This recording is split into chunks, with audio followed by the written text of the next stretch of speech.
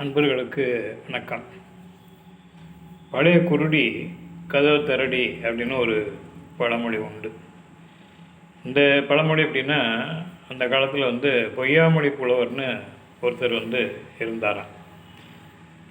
அவர் கவிதையிலேயே சொன்னாக்கி அவர் வாக்கு பலிதம் ஏற்படும் அப்படின்னு சொல்லி காளிதேவியை நோக்கி வேண்டி தவம் கடந்திருக்கிறார். ஸோ காளிதேவியினுடைய அருளால் அவருக்கு வாக்கு பலிதம் சித்தியாயிட்டு. அதனால் அவர் கவிதையாக கவிதை நடையில் என்ன சொன்னாலும் அது உடனே பழிச்சிடும். சரின்னு சொல்லி அது பழிக்கா இல்லையான்னு பார்ப்போன்னு சொல்லிட்டு ஒரு சோளக்கொள்ளையில் குதிரைகள்லாம் மேய்ஞ்சிக்கிட்டு இருந்திருக்கு. அப்போ அந்த குதிரைகள்லாம் மேயும் போது அவர் விரட்டி பார்த்துருக்கா, அது போகல. அப்போ அதுக்கு ஒரு கவிதை பாடியிருக்கிறார். அதாவது சோளக்கொள்ளையில் மேய்ஞ்சிட்டு இருக்கிற குதிரைகள்லாம் மாண்டு போகணும்னு சொல்லி ஒரு கவிதையை படிக்கிறார். படித்தோடனே அந்த மேய்ஞ்சிட்டு இருந்த குதிரைகள்லாம் மாண்டு போச்சு. அப்போ இவருக்கு அதில் ஒரு நம்பிக்கை ஆகிப்போச்சு. அப்போ நம்ம வாக்கு பலிதமாகுது அப்படின்னு சொல்லிட்டு திருப்பியும் மறுபடியும் அந்த குதிரைகள் அந்த நாட்டினுடைய அரசனுடைய குதிரைப்படையில் உள்ள குதிரைகள்லாம். அப்போ இவங்க சிஷியர்கள் மற்ற இவங்க குருநாதர் எல்லாம் சேர்ந்து இந்த மாதிரி பண்ணிட்டா நாளைக்கு ஒரு பெரிய பிரச்சனையாக வந்துடும். அதனால் இந்த இறந்த குதிரைகள்லாம் நீ மறுபடியும் மீட்டிரு அப்படின்னு சொல்லி சொன்னோடனே இவர் திருப்பி மாண்டு போன குதிரைகள்லாம் திருப்பி எழுந்து வரவும் அப்படின்னு சொல்லி பாடினோடனே இறந்த குதிரைகள்லாம் எந்திரிச்சு திருப்பி ஓடி போயிடுச்சு.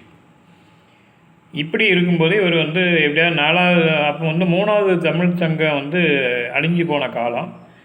இவர் எப்படியாவது 4வது தமிழ் சங்கத்தை நம்ம எப்படியும் மதுரையில் உருவாக்கிடணும் அப்படின்னு சொல்லி அதுக்கு பொருள் வேணும். ஏன்னா கவிஞர்களுக்கு பொருள் இருக்காதுல்ல, வறுமை தான் இருக்கும். அப்போ அந்த பொருளை எப்படியாவது சேர்க்கணும் அப்படின்னு சொல்லிட்டு ஒவ்வொரு நாடுகளாக போய் அரசவைக்கு போய் அரசர்களை புகழ்ந்து பாடி தன்னுடைய கவித்திறமையை காமிச்சு ஒவ்வொரு நாடாக பொருள் சேர்த்துட்டு வர்றார். அப்படி சேர்த்துட்டு வரும்போது ஒரு காளையார் கோயிலுக்கு சேர்றார். காளையார் கோயிலுக்கு வந்தோடனே அந்த வீட்டில் ஒரு கதவு தட்டுறாப்புல நைட்டு. அப்போ நாங்கள் 4 பேரும் கண் தெரியாது எங்களை தொந்தரவு பண்ணாதீங்க, கதவெல்லாம் திறக்க முடியாதுன்னு சொல்லியிருக்காப்புல. அப்போ உன் பேர் என்னம்மா என்னொன்னே, என் பேர் கூத்தாளி அப்படின்னு சொல்லியிருக்காப்புல. அப்போ கூத்தாளிக்கு அதுக்கு ஒரு பாட்டு பாடினோடனே அங்கே இருக்கிற அக்கா தங்கச்சிமார் பாட்டி எல்லாருமே கண் தெரியாது. அப்போ இந்த விவரம் சொன்னோடனே அவள் பேர் என்னான்னு கேட்டால் அவர் பேரையும் சொல்லி அவள் கூட பிறந்தவங்க பாட்டி எல்லாருக்கும் கண் தெரியும்னு சொல்லி ஒரு கவிதை பாடுறாரு. கண் தெரிஞ்சிடுச்சு. அதில் அவங்க மகிழ்ந்து போய் உடனே கதவை திறந்து அவங்களுக்கு வேண்டிய உபச்சாரம்லாம் பண்ணி பொருள் உதவிகள்லாம் பண்ணுறாங்க. அப்போ அவர் என்ன சொல்கிறாரு, இந்த பொருளாக உங்கள்கிட்ட இருக்கட்டும், நான் இந்த மாதிரி 4வது தமிழ்ச்சங்கம் ஆரம்பிக்க போகிறேன், அதனால் இன்னும் மறுபடியும் ஒவ்வொரு தேசாந்தரமாக போய் இன்னும் நிறைய பொருளை சம்பாதிச்சு உங்களுக்கு அனுப்புகிறேன், நீங்கள் வாங்கி வைங்க, நான் கேட்கும்போது கொடுங்கன்னு சொல்லிட்டு இவர் கிளம்பி போயிடுறார்.